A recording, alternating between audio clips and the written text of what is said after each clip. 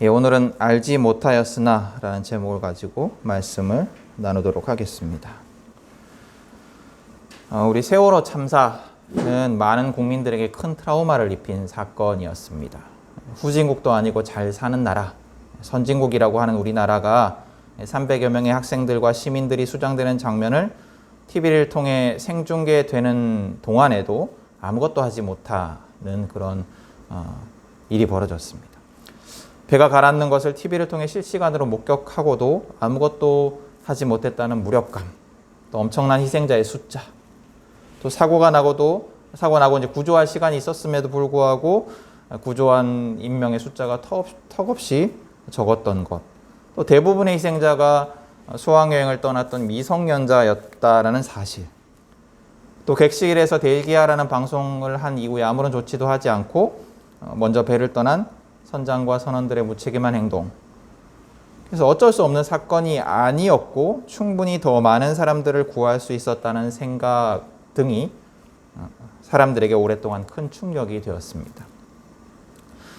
그리고 이 사건 이후에 충분한 애도와 위로 없이 성급하게 사건을 마무리하려 했던 정부의 모습, 또 계속해서 밝혀졌던 정부의 무능함이나 선박회사를 둘러싼 구조적인 비리 등으로 인해서 사실상 박근혜 정부가 무너지는 데 주요한 원인이 되었습니다. 그리고 이 사건은 이후에 정치적 문제로 비화되면서 국민 간의 갈등의 이유가 되기도 했습니다.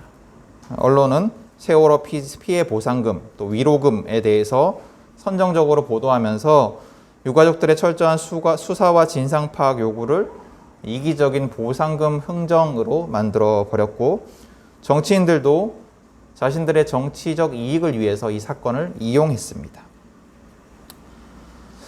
이 사건은 기독교 내에도, 우리 교회 내에도 큰 상처를 입혔습니다.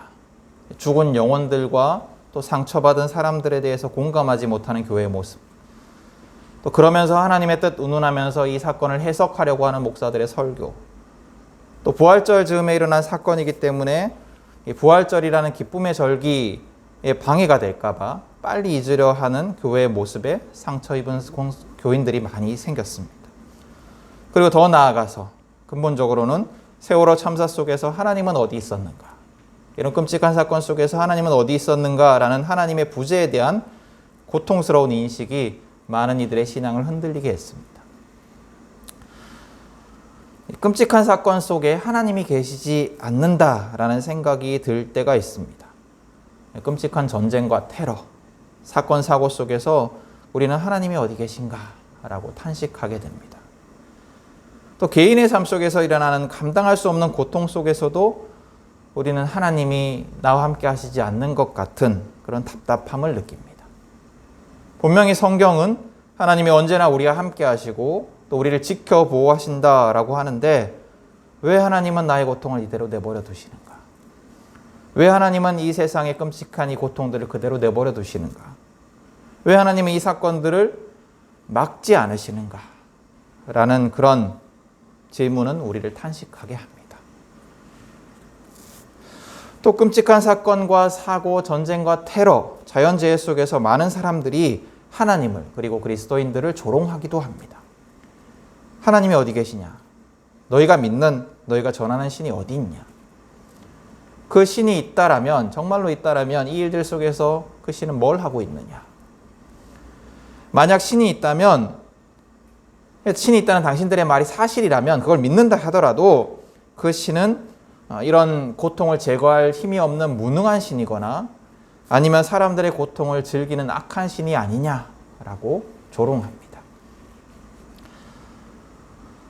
여러분은 하나님의 부재를 느낄 때가 있으신가요? 하나님이 어디 계신가라고 고민할 때가 있으신가요? 아니면 이런 질문들을 받아보신 적이 있으신가요? 네가 믿는 하나님이 어디 있냐? 이런 고통 속에서 네가 믿는 하나님 뭘 하고 있냐? 그런 질문 속에서 여러분 고민해 보신 적 있으신가요? 하나님은 어디 계신가? 하나님 뭘 하고 계시는가? 오늘 성경의 본문은 요한복음이 기록하고 있는 예수님의 첫 번째 기적의 사건입니다. 이 첫 번째 기적의 사건, 이 물이 포도주로 변하는 사건은 예수님이 이 땅에서 행하실 모든 일들이 어떤 의미를 가진 것인가를 상징적으로 나타내는 사건입니다. 간단하게 살펴보면 첫 번째로 예수님은 잔치에 좋은 포도주를 더하듯이 큰 기쁨을 일으키시는 분이십니다. 이 사건은 모든 사람이 기뻐하고 축하하는 혼인잔치에서 일어난 사건이에요. 근데 이 잔치에서 포도주는 필수품이었어요. 이 포도주가 끊어지면, 포도주가 없어지면 잔치가 끝나는 거예요. 근데 예수님은 이전에 내었던 포도주보다 훨씬 좋은 포도주를 공급하셔서 잔치에 참여한 모든 사람들을 더 기쁘게 만드셨습니다. 예수님은 그런 분이시라는 거예요. 좋은 포도주를 더하듯이 큰 기쁨을 일으키시는 분, 모두를 기쁘게 하시는 분이다. 두 번째로 예수님은 본질을 변화시키는 완전한 변화를 만들어내시는 분이십니다. 여러분, 물과 포도주는 완전히 달라요. 예수님은 이 사건 속에서 물에 포도주를 섞은 것이 아니에요. 물에 포도주를 섞어서 포도주 비슷한 걸 만들어내신 것이 아닙니다. 또 물을 포도주인 것처럼 무슨 사람들의 체면을 걸어서 속인 것도 아니십니다. 예수님은 물을 완전히 포도주로 변화시키셨어요. 완전한 변화를 일으키셨어요. 이것처럼 예수님은 세상에 완전한 변화를 일으키시는 분이십니다. 완전한 변화, 본질적인 변화를 일으키시는 분이십니다. 세 번째로 예수님은 하나님의 율법을 완전하게 만드시는 능력이 있으신 분이세요. 이 잔치집에 있었던, 이 혼인잔치집에 있었던 물 항아리는 오늘 성경에 기록하기를 유대 정결 의식을 위해 준비된 항아리였다라고 말을 하고 있습니다. 여러분, 우리 설교 시간에 몇 번 말씀드렸는데 유대인들은 식사 전에 손을 꼭 씻어야 하는 그런 예법이 있었어요. 정결 의식이 있었습니다. 이제 이걸 위해서 준비된 물동이었던 것 같습니다. 그 율법을 위한 항아리 물, 율법을 위한 항아리의 물이 예수님으로 인해서 기쁨의 포도주로 변화됐어요. 그러니까 물이 나쁜 건 아니에요, 그죠? 율법이 나쁜 게 아니듯이 물이 나쁜 건 아닙니다. 그러나 여기에서 포도주는 물보다 훨씬 더 좋은 거예요. 율법이 나쁜 것은 아니지만 예수님이 가져다 주시는 그 복음은 율법보다 훨씬 좋은 거라는 거죠. 예수님은 이처럼 하나님의 율법을 더 좋은 것으로 완전히 변화시키는, 다시 말하면 완성하는 능력이 있으신 분이십니다. 예수님은 이런 분이다라는 걸 이 사건은 상징적으로 이렇게 보여주고 있어요. 근데 이 이야기에서 우리를 좀 곤혹스럽게 하는 부분들이 있습니다. 우리를 좀 당황하게 만드는 부분들이 있습니다. 마리아의 부탁에 대한 예수님의 반응이에요. 혼인잔치에 이제 포도주가 떨어졌어요. 이 사실을 알게 된 어머니 마리아가 예수님에게, 아들 예수에게 포도주가 떨어졌다라고 말을 합니다. 그래서 예수님의 반응이 어때요? 성경을 보십시오. 4절입니다. 여자여, 이것이 나와 당신에게 무슨 상관이 있습니까? 아직도 내 때가 오지 않았습니다. 일단 그냥 보기에도 예수님이 어머니에게 여자여라고 말하는 것이 적절하지 않아 보입니다. 그죠? 여러분 혹시 어머니에게 여자여라고 부르시는 분이 있으신가요? 아무리 하나님의 아들이라고 하지만 어머니인데 어머니에게 그렇게 말을 하는 건 좀 적절하지 않아 보여요. 근데 주석학자들의 연구로는 오늘 성경의 여자여라는 말이 당시 언어 관습 속에서 낮춰 부르는 말은 아니라고 합니다. 낮춰 부르는 말은 아니에요. 우리 말로는 좀 이제 뉘앙스가 여자여라고 하면 이제 좀 뭔가 높은 사람이 낮은 사람을 부르는 듯하지만 그렇지는 않은가 봅니다. 그러나 그럼에도 이 여자여라는 말은 친밀한 사이에선 쓰는 말이 아니에요. 거리를 두는 표현이었어요. 그러니까 아들과 어머니의 그 친밀한 사이에서는 사용하지 않는 호칭이라는 거죠. 근데 왜 예수님은 이렇게 거리를 두는 호칭을 써서 어머니를 여자여라고 불렀을까요? 또 한 가지 좀 당황스러운 부분이 있는데 또 뭐냐면 예수님은 이 마리아의 요청에, 어머니 마리아의 요청에 내 때가 오지 않았습니다 라는 말로 거절을 해요. 우리가 아는 예수님 물로 포도주로, 우리 뒤에 얘기 다 하니까요. 물로 포도주로 만드는 거 별일 아닌 것처럼 보이잖아요. 어머니가 못하겠는데 막 이렇게 매몰차게 거절하는 게 조금 어색하죠, 그죠? 그리고 또 예수님이 거절을 하시면서 이유로 든 내 때가 아니다 라는 말, 이 내 때가 또 어떤 의미일까? 이런 것들도 우리를 궁금하게 만듭니다. 이 내 때가 무슨 의미일까라는 이 질문부터 답을 해보면 요한복음 전체를 보면 17장 1절에 예수님이 십자가에 달리시기 직전이 되셔서 내 때가 왔다라고 말씀을 하십니다. 17장 1절에 내 때가 왔다라고 말씀하실 때까지 그 이전에 여러 번 요한복음에는 때가 되지 않았다라는 표현이 등장합니다. 예수님께서는 십자가에 달리기 직전까지 내 때가 아니라는 말씀을 여러 번 하셨어요. 성경으로 계속해서 기록을 하고 있어요. 그렇게 볼 때 이 때라는 것은 하나님의 때, 구원의 때, 종말의 때를 의미한다고 할 수가 있습니다. 그래서 이제 이 질문들을 종합해서 이해해 보면 오늘 예수님의 여자여라는 호칭은 예수님이 여기에서 이 잔치에서 하시는 말과 행동이 마리아의 아들이 아니라 하나님의 아들로서 또 하나님의 때 마지막 때의 주인공으로서 메시아로서 공적인 언행임을 드러내기 위한 표현이 아닐까라는 생각이 듭니다. 그러니까 예수님께서 오늘 여기 가나의 혼인잔치에서 말씀하시고 행동하시는 모든 것들은 사사로운 범인인 평범한 예수로서 행하시는 것이 아니고 평범한 예수라는 사람으로서 행하시는 것이 아니고 하나님의 아들로서 행하신 거다라는 거죠. 그렇다면 오늘 이 사건은 굉장히 중요한 의미가 있겠죠. 어쨌든 예수님은 때가 오지 않았다라면서 마리아 요청을 거부하셨어요. 그죠? 근데 마리아는 일꾼들에게 이렇게 얘기를 해요. 무엇이든지 그가 시키는 대로 하세요. 그리고 예수님도 잔치 자리에서 일어난 이 문제에 대해서 포도주가 떨어진 문제에 대해서 개업하기를 거절하셨는 것 같은데 또 항아리에 물을 채우라고 요청하시고 그 물을 포도주로 변화시키십니다. 마리아의 요청에 응하신 거죠. 그죠? 네. 거절하셨는데 응하세요. 여러분 이 이야기가 우리에게 주는 가르침이 있어요. 뭐냐면 우리의 간구는 하나님의 때를 미리 앞당긴다라는 거예요. 우리의 간구는 하나님의 때를 멀리 있는 하나님의 때를 지금 여기로 앞당긴다라는 겁니다. 이게 무슨 말이냐면 여러분 우리는 완전한 변화, 물이 포도주로 변화되는 것 같은 완전한 변화가 마지막 날에 완성될 것을 믿습니다. 그렇죠? 주님이 오실 그날, 하나님 나라가 임재할 그날에 우리의 모든 것들, 이 세상과 우리가 완전히 변화될 것을 우리가 믿습니다. 그래서 성경이 기록하는 대로 마지막 날 심판의 날 하나님의 때가 되면 온 세상은 그리고 우리는 완전한 몸으로 영화롭게 변화될 것입니다. 그때가 되면 슬픔도 고통도 없는 완전한 행복과 기쁨을 우리가 누리게 될 거예요.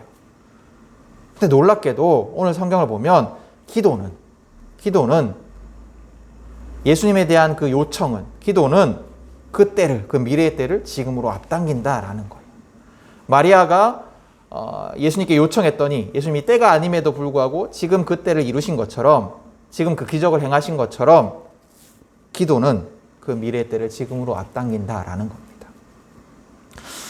여러분 지지난주 기도는 능력이 있다라고 말씀을 드렸어요. 우리는 기도를 통해서 예수님을 따라 살아갈 능력을 얻습니다. 기도를 통해서만 예수님의 뜻대로 살아갈 수가 있어요. 오늘 성경은 기도에 대해서 하나 더 가르치십니다. 기도는 하나님의 때를 지금 여기로 앞당기는 능력이 있다라는 거예요. 기도는 지금 여기에서 하나님 나라의 기쁨을 누리게 합니다. 여러분 몇 번 말씀드렸지만 우리는 이미 온 하나님의 나라, 예수님으로 인해서 이미 온 하나님의 나라와 아직 완성되지 않은, 아직 완전히 임하지 않은 예수님께서 다시 오실 때 임할 그 하나님 나라 사이에서 살아가는 자들입니다. 우리는 그 긴장 속에 살아가요. 그래서 지금 우리는 하나님 나라에 속한 자들이지만 하나님 나라를 누리고 있는 자들이지만 그럼에도 불구하고 여전히 우리의 삶은 완전하지 않습니다. 여전히 우리의 삶 속에서는 고통과 또 유혹과 또 아픔들이 있습니다. 그런데 기도는, 그런 삶을 살아가는 우리에게 기도는 우리의 삶 속에 하나님의 나라가 점점 더 완전하게 이루어지도록 하는 능력이 있다라는 거예요. 우리를 점점 더 완전하게 만들어요. 기도는 우리의 삶을 변화시키고 우리의 나를 변화시키고 우리의 삶을 변화시킵니다. 점점 더 하나님 나라의 백성답게 또 점점 더 하나님 나라에 누리는 그 기쁨들을 이곳에서 누리게 한다라는 거예요. 우리는 여전히 죄의 유혹에 시달리고 세상 속에서 고통받으며 실패하고 지친 삶을 살아갑니다. 그런데 기도는 그런 우리의 삶을 앞당겨 변화시키는 능력이 있어요. 그래서 기도는 하나님의 때에 일어날 물이 포도주로 변화되는 완전한 변화의 기쁨을 지금 여기에서 미리 맛볼 수 있게 해줍니다. 여러분, 올해 시작하면서 여러 가지로 결단도 하셨을 거고 또 다짐도 하셨을 거예요. 또 말씀을 보면서 내 삶이 이렇게 변화되기를, 또 말씀을 들으면서 내 삶이 이렇게 변화되기를 기도하고 다짐도 많이 하셨을 거예요, 지금까지. 근데 변화되지 않아요. 내 삶의 변화가 필요한데 어떻게 변화해야 될지도 잘 모르겠어요. 또 내 삶에 막 결핍이 있어요. 근데 여러분, 방법이 있어요. 기도하셔야 돼요. 기도하셔야 돼요. 기도는 하나님의 때를 앞당기는 능력이 있습니다. 기도는 나를 변화시키는 능력이 있어요. 내가 하나님의 때에 내가 변화될 건데, 하나님의 때에 내가 완전하게 변화될 건데, 그걸 앞당기는 능력이 있다라는 거예요. 오늘 성경에서 마리아의 요청에 예수님이 때가 아님에도 응답하셨던 것처럼, 그렇게 기도는 우리를 변화시키고 우리의 삶을 변화시킵니다. 그래서 여러분, 기도할 때 그런 기대로 기도하셔야 돼요. 그 변화가 내 안에서 일어날 수 있다. 물이 포도주로 변화된 것처럼, 완전히 변화된 것처럼 내 삶이 기도를 통해서 그렇게 변화될 수 있다는 그 기대를 가지고 기도하셔야 됩니다. 여러분, 그렇게 기도하면서 기도하십시오. 기대하면서 기도하십시오. 끊임없이 기도하십시오. 그러면 기쁨의 변화가 일어날 것입니다. 그 변화가 있기를 축복합니다. 자, 그러면 기도만 하면 될까요? 오늘 성경을 보니까 하나님의 때를 앞당기기 위해서 기도 후에 우리가 해야 할 일이 또 있어요. 기도만 하면 되는 게 아니라 바로 순종이에요. 순종. 기도만 하면 될 것 같으면 벌써 변했어야 되는데 우리 기도가 부족해서 안 변했나? 그죠? 우리 매주 막 기도했잖아. 이렇게 변화되기 위해서 이렇게. 잘 안 변하잖아요. 그죠? 다짐도 하고 했는데. 왜 그럴까? 기도 후에 우리가 해야 할 일, 순종이 빠져서일지도 몰라요. 여러분, 오늘 말씀해 보세요. 마리아는 일꾼들에게 무엇이든지 그가 시키는 대로 하세요. 무엇이든지 그가 시키는 대로 하세요. 라고 요청합니다. 그리고 일꾼들은 그 요청대로 순종합니다. 예수님이 하라고 한 대로 한 거예요. 하나님의 때는 오늘 성경을 보면 기도만 해서 되는 게 아니에요. 기도하고 순종해야 돼요. 기도하고 순종해야 돼요. 무엇이든지 예수님이 시키시는 대로 순종해야 됩니다.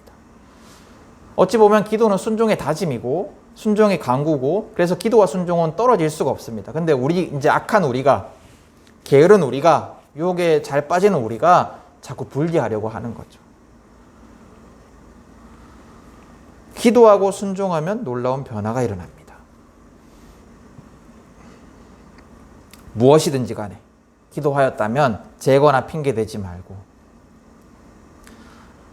이해가 되지 않더라도, 또 상황이 허락하지 않더라도 나를 내세우지 말고, 내 경험과 내 생각과 내 고집을 내세우지 말고, 그것이 주님이 시키시는 것이라면, 그것이 주님의 뜻이라면, 그것이 주님의 뜻이 확실하다면 순종해 보십시오. 기도하고 그분이 시키는 대로 순종하면 놀라운 변화가 일어납니다. 근데 여러분, 잘 아시다시피 이 순종이라는 것이 참 힘이 들어요. 일단 오늘 성경만 생각을 해봐도, 이 가나의 혼인잔치만 생각해 보더라도 포도주가 떨어졌어요. 근데 포도주랑 아무 상관이 없는 손 씻을 물을 담는 큰 항아리에 물을 채우라는 예수님의 명령, 이게 이해가 됐겠어요? 여러분이라면 이해되지 않는 그 예수님 명령에 순종할 수 있었겠습니까? 이게 그냥 이렇게 보니까 뭐 순종하면 되지 이렇게 생각하시겠지만, 여러분들의 삶에서 한번 이렇게 상상을 해보세요. 여러분들 이해되지 않는 일을 하세요? 이해되지 않으면 안 해요. 그렇죠? 이해되지 않는 명령에 반발이 생기는 것이 당연한 우리의 모습이에요. 한번 상상해보면 직장 상사가 혹은 뭐 주변에 누군가가 이해되지 않는 뭔가 요청을 하면 반발이 생기는 게 당연한 거예요. 지금 우리야 이야기의 결론까지 다 하니까 뭐 순종하는 것이 뭐 그렇게 어려운 일이겠나라고 얘기를 하지만 이해되지 않는 하나님의 명령에, 이해되지 않는 그 예수님 명령에, 성경의 명령에 순종하는 것이란 굉장히 힘이 듭니다. 또 오늘 이 이야기에서 순종의 명령이 쉬운 명령도 아니었던 것 같아요. 여러분 지금이야 이제 물만 틀면, 그러니까 수도만 돌리면 물이 나오잖아요. 그래서 뭐 물 구하는 것이 어렵지 않기 때문에 물통 이거 채우는 거 별로 어렵지 않습니다. 오늘 성경의 이 물 항아리가 약 100리터 정도 되는 물 항아리거든요. 100리터 쓰레기 봉투 정도 생각하시면 될 것 같아요. 뭐 좀 크긴 큰데 그래도 못 채울 만큼은 아니에요. 요건 이제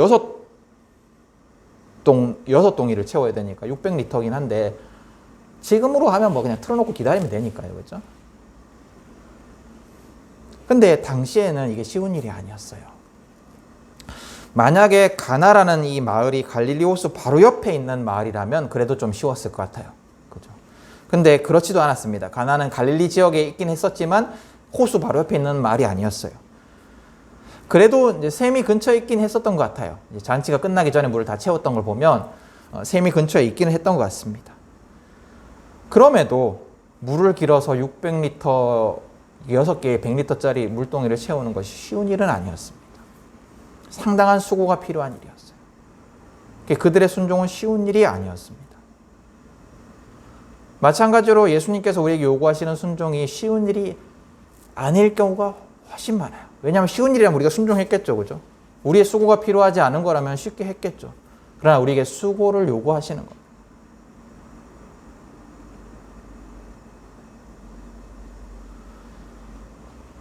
이렇게 이해되지 않고 또 수고로운 일임에도 불구하고 그들은 물동이에 물을 가득 채워요. 순종합니다. 이제 예수님은 물을 채운 이들에게 다시 그 항아리에 채운 것을 떠서 잔치를 맡은 이에게 가져다 주어라 라고 명령을 하십니다. 일꾼들은 자신들이 이 항아리를 채웠기 때문에 항아리에 든 게 뭔지 잘 알았어요. 물이었어요. 그리고 잔치 자리에 필요한 것은 물이 아니라 포도주라는 것도 잘 알고 있었습니다. 그래서 이 항아리에 물을 가져다 주라는 예수님의 명령이 쓸데없어 보였을 거예요. 포도주가 필요한데 왜 물을 가져다 주라고 하지? 이해되지 않았을 거예요. 그러나 그들은 끝까지 순종합니다. 그리고 물이 포도주로 변화되는 놀라운 기적을 보게 됩니다. 여러분 오늘 이야기에서 일꾼들은 이처럼 이해되지 않고 또 수고가 필요한 어려운 예수님의 명령을 끝까지 순종해요. 근데 그 이유가 뭘까? 여러 가지 이유가 있겠지만 저는 이런 생각이 들었어요. 여러 가지 이유 중에 하나가 떠올랐는데 뭐냐면 이것이 일꾼들이 책임질 일이 아니었기 때문에 이렇게 순종할 수 있었구나라는 생각이 들었어요. 이 일이 일꾼들의 책임이 아니었기 때문에. 포도주가 없든 포도주 대신 물을 가져다 주든 일꾼들과는 상관이 없었어요. 일꾼들이 책임질 일이 아니었어요. 일꾼들은 그냥 하라는 대로 하기만 하면 됐기 때문에 책임과 상관없었기 때문에 이 명령에 순종할 수 있지 않았을까라는 생각이 듭니다.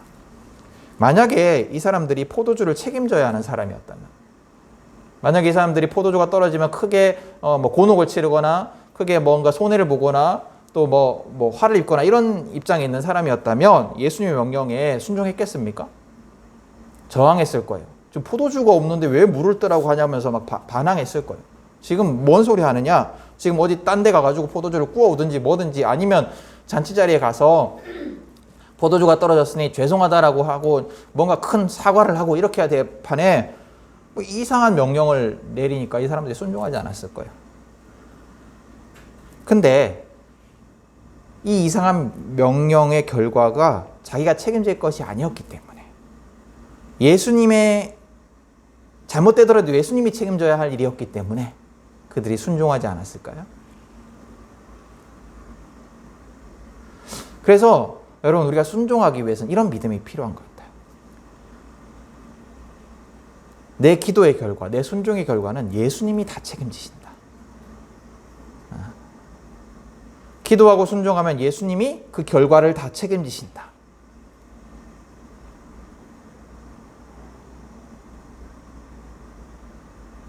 그 믿음이 있을 때 우리가 순종할 수 있을 것 같습니다.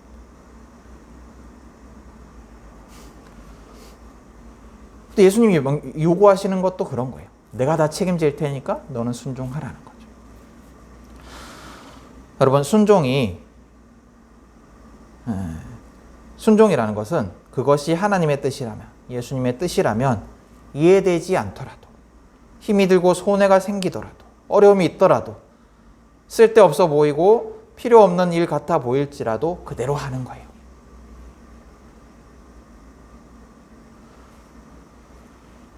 우리는 목이 곧고 머리가 큰 짐승이라서 그렇게 순종하기 싫어합니다. 이해되지도 않고 어렵고 힘든 이 순종하기 싫어합니다. 그래서 순종은 우리에게 큰 도전이에요. 사실 기도는 어찌 보면 쉬울 수 있어요. 기도하면 되니까. 그러나 순종은 큰 도전이에요. 그러나 그럼에도 예수님이 책임지실 것을 믿고, 내가 순종하면 내가 책임지는 것이 아니라 예수님이 책임지실 것을 믿고 기도하고 순종하는 자는 놀라운 기적을 볼 것입니다. 놀라운 변화를 볼 거예요.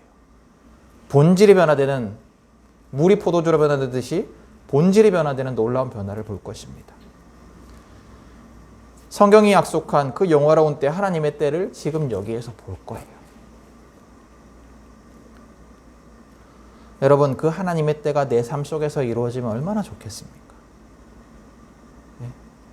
성경이 약속한 그 예수님께서 이 땅에 오셔서 온 세상을 영화롭게 만드실 그때, 성경이 막 얘기를 하잖아요. 독사의 굴에 어린아이가 손을 넣고 사자와 양이 막 뛰어놀고 이런 평화의 때, 이때가 내 삶 속에서 이루어지면 얼마나 좋겠습니까? 기대되지 않으십니까? 그리고 여러분, 놀랍게도 이 우리의 기도와 순종의 결과는 나만을 복되게 하지 않습니다. 오늘 예수님께 순종한 일꾼들로 인해서 잔치에 참여한 모두가 기쁨을 누리게 된 것처럼, 우리의 기도와 순종은 나뿐만 아니라 내 가족에게, 내가 속한 교회와 공동체에, 내 이웃에게, 온 세상에 복을 가져다 줍니다. 여러분, 우리의 기도와 순종이 이처럼 복됩니다. 기대되지 않으십니까? 정말로 내가 기도하고 순종해야 되겠다라는 생각이 들지 않으세요?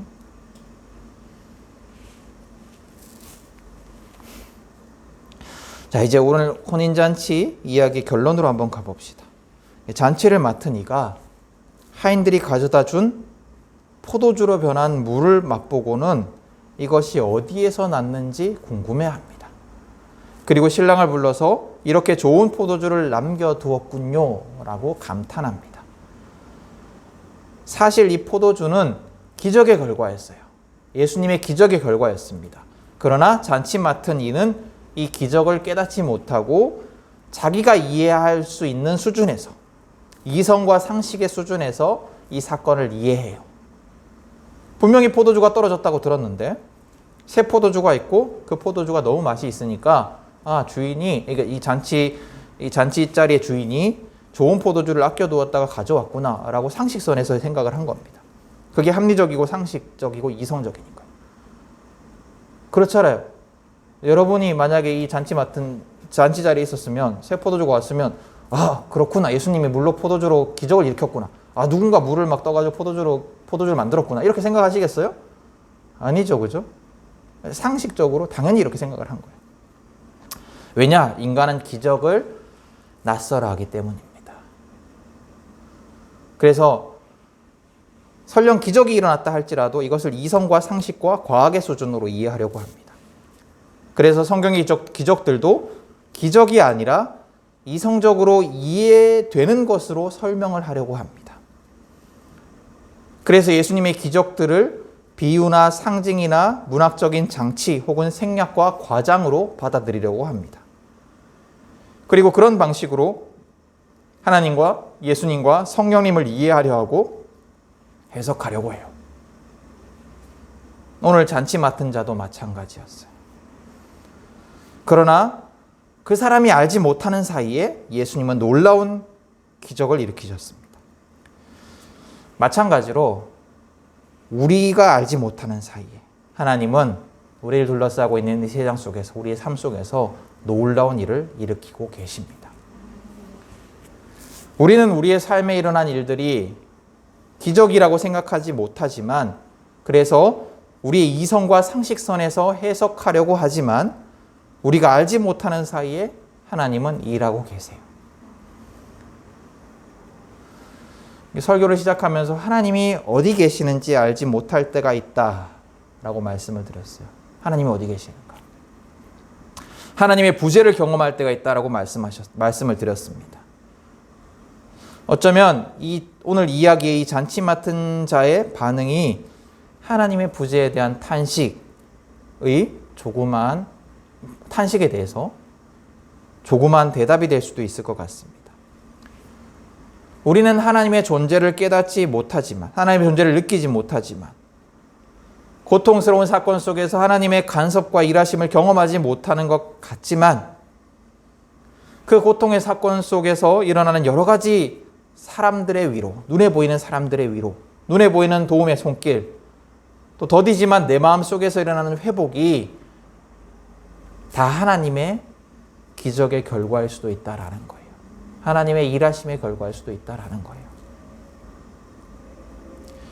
세월호 참사에 대해서 예를 들었었는데, 세월호 사건 이후에 많은 사람들의 공감, 위로, 또 촛불, 진실을 밝히기 위한 행동과 관심, 희생자들을 위한 기도와 도움의 손길들이 어쩌면 하나님이 그곳에 존재하신다라는 증거일 수도 있습니다.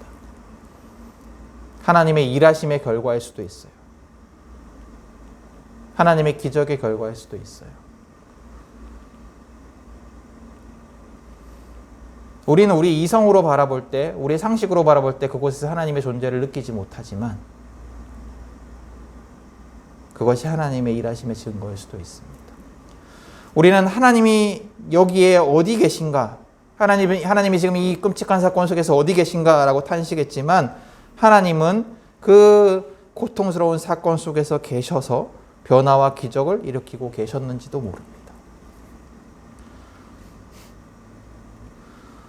여러분, 여러분의 고통과 탄식의 제목은 뭡니까? 여러분을 괴롭게 하고 고민하게 하고 불안하게 만드는 것이 무엇입니까? 하나님의 때를 바라면서 기도하십시오. 그리고 주님의 뜻에 그대로 순종하십시오. 그러면 우리가 알지 못하는데, 우리가 깨닫지 못하는 때에 하나님이 일하실 것입니다. 하나님이 기적을 일으키실 것이에요.